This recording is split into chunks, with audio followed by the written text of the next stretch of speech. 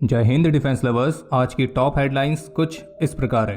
भारत और चीन के बीच आयोजित हुई कोर कमांडर्स लेवल की 21वीं मीटिंग।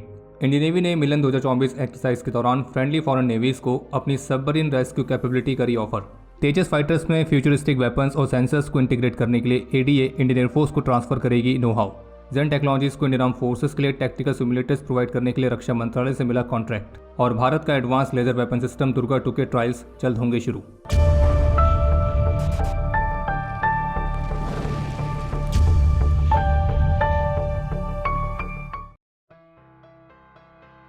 आज भारतीय विदेश मंत्रालय की तरफ से जारी की गई ऑफिशियल स्टेटमेंट के मुताबिक 19 फरवरी को Chushul Moldo border meeting point पर भारत और चीन के बीच 21वीं कोर कमांडर्स लेवल की मीटिंग आयोजित की गई थी। और इस मीटिंग का डिस्कशन पहले वाले राउंड्स के आधार पर ही शुरू किया गया, जिसमें पूर्वी लद्दाख में एलएसी के साथ के बाकी के एरियाज से कंप्लीट डिसएंगेजमेंट की बात की गई, जो कि भारत चीन बॉर्डर एरियाज पर शांति और स्थिरता को फिर से रिस्टोर करने के लिए बेहद जरूरी है। और रक्षा मंत्रालय के ऑफिशियल स्टेटमेंट के मुताबिक इस मीटिंग के दौरान दोनों पक्षों ने बहुत ही फ्रेंडली और कॉर्डियल एटमॉस्फेयर में एक दूसरे के साथ अपने अपने पर्सपेक्टिव्स को शेयर किया है। और दोनों पक्ष आगे भी मिलिट्री और डिप्लोमेटिक चैनल्स के माध्यम से अपने बीच कम्युनिकेशन को मेंटेन रखने के लिए सहमत हुए हैं। बाकी जब तक कि पूरा समाधान नहीं हो जाता है तब तक बॉर्डर एरियाज पर दोनों पक्ष ग्राउंड पर पीस को मेंटेन रखने के लिए पूरी तरह से कमिटेड हैं। मिलन 2024 की शुरुआत हो चुकी है और इस दौरान इंडियन नेवी ने इसमें पार्टिसिपेट करने वाली अपनी फ्रेंडली फॉरेन नेवीज के सामने under water search and rescue capability को डेमोस्ट्रेट किया था। और जो फ्रेंडली फॉरेन नेवीज हैं तो उन्होंने इंडियन नेवी के डीप सबमर्जेंस रेस्क्यू व्हीकल के माध्यम से अत्याधुनिक सबमरीन रेस्क्यू डेमोस्ट्रेशन का एक्सपीरियंस लिया। आपको बता दें कि इंडियन नेवी के जो ये डीएसआरवी है यानी कि डीप सबमर्जेंस रेस्क्यू व्हीकल, तो ये 650 मीटर की गहराई तक ऑपरेट करने में सक्षम है। और इंडियन नेवी के सबमरीन रेस्क्यू सिस्टम के लाइव डेमोस्ट्रेशन के बाद कई ग्लोबल पार्टनर्स ने इसमें दिलचस्पी दिखाई है। और संकट के समय में जो ये डीएसआरवी सिस्टम है ये कहीं पर भी पहुंचने में सक्षम है। इसकी मदद से किसी भी डिसेबल्ड सबमरीन को लोकेट किया जा सकता है, पानी के नीचे फंसे हुए पर्सनल को रेस्क्यू किया जा सकता है, उन तक इमरजेंसी सप्लाईज पहुंचाई जा सकती है। अगर कोई वेसल मिसिंग है या डूब गई है तो उसके लिए भी रेस्क्यू ऑपरेशन चलाया जा सकता है। इंडियन नेवी के पास 2 एडवांस डीएसआरवीज हैं, जिसमें से एक वेस्ट कोस्ट पर रहती है, दूसरी ईस्ट कोस्ट पर। और वहीं इंडियन नेवी के लिए एचएसएल द्वारा स्वदेशी तौर पर 2 डाइविंग सपोर्ट वेसल्स को भी बनाया जा रहा है, जो जल्द ही इंडियन नेवी की सर्विस का हिस्सा बनेंगे।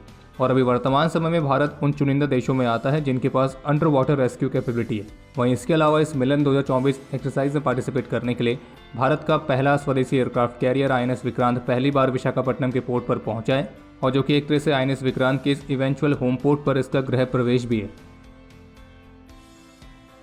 रक्षा मंत्रालय की तरफ से जारी की गई ऑफिशियल स्टेटमेंट के मुताबिक एरोनॉटिकल डेवलपमेंट एजेंसी यानी कि एडीए ने इंडियन एयरफोर्स के साथ एक एमओयू साइन किया है। और इस एमओयू के तहत जो एडीए है वो इंडियन एयरफोर्स के तेजस एयरक्राफ्ट के लिए फ्यूचरिस्टिक वेपन्स और सेंसर्स को इंटीग्रेट करेगी।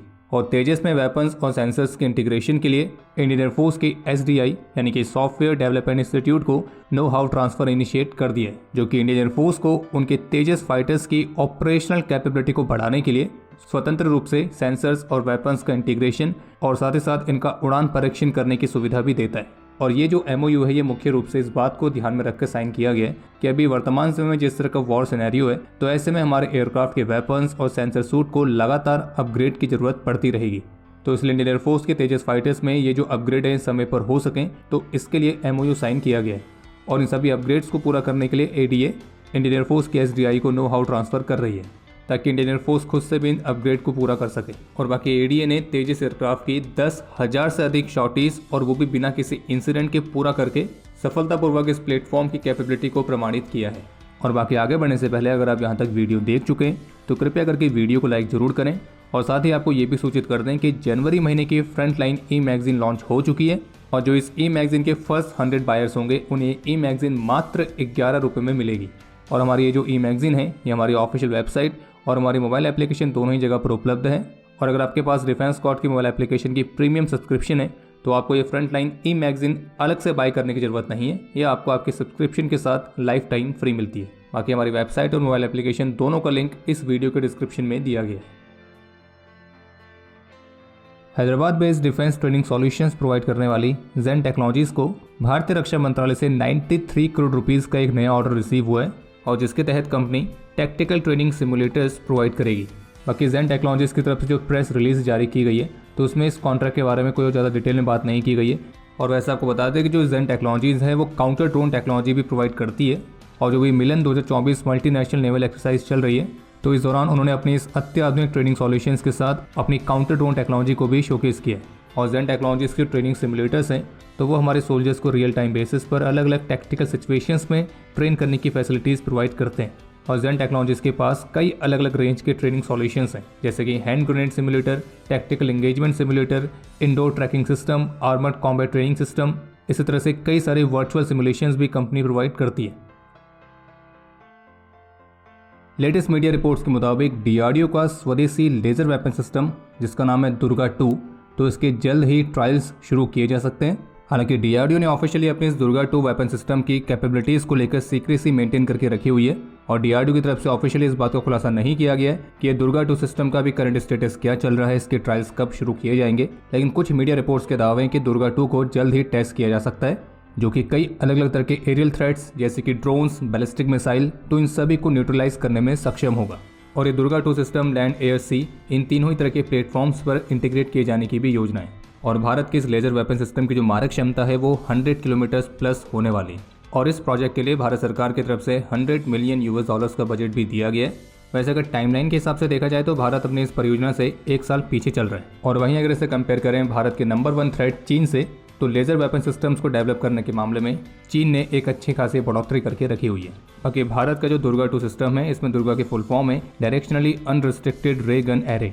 बाकी कुछ ऐसी भी रिपोर्ट्स हैं जो ये सजेस्ट करती हैं कि भारत ने अपने लेजर वेपन के प्रोटोटाइप की टेस्टिंग में बैलिस्टिक मिसाइल्स को भी डिस्ट्रॉय करने की कैपेबिलिटी डेमोस्ट्रेट करी थी। पर चूंकि इस प्रोजेक्ट पर सीक्रेसी मेंटेन करके रखी हुई है और ऑफिशियली इसके बारे में कोई डिटेल जारी नहीं की गई है, तो इस सिस्टम की जो एक्चुअल कैपेबिलिटी है, जो एक्चुअल स्टेटस है, तो वो इन मीडिया रिपोर्ट्स में किए गए दावों से काफ़ी अलग हो सकता है। पर चिंता की कोई बात नहीं है, इस पर कोई भी ऑफिशियल अपडेट आएगा तो हमारे डिफेंस अपडेट से आपको उसकी जानकारी मिली जाएगी। और क्विक अपडेट्स के लिए हमारे ऑफिशियल टेलीग्राम चैनल से जुड़े रहें, जिसका लिंक वीडियो के डिस्क्रिप्शन में दिया गया है। बाकी अब समय है आज के इतिहास का। आज के दिन 2023 में लद्दाख में देश के प्रति अपना कर्तव्य निभाते हुए नायब सूबेदार देवकरण ने अपना सर्वोच्च बलिदान दिया था। आज के दिन 1985 में जम्मू कश्मीर में एक ऑपरेशन के दौरान लद्दाख स्काउट्स के लांस हवलदार चेरिंग मुटुप ने एक असाधारण वीरता का परिचय दिया था, और उनके इस गैलेंट एक्शन के लिए उन्हें अशोक चक्र से भी सम्मानित किया गया था। और आपके लिए आज का प्रश्न यह है कि भारत के स्वदेशी एलसी तेजस को तेजस नाम किसने दिया था? समय है आज के टॉप 3 कमेंट्स का, जो ये रहे आपकी स्क्रीन पर।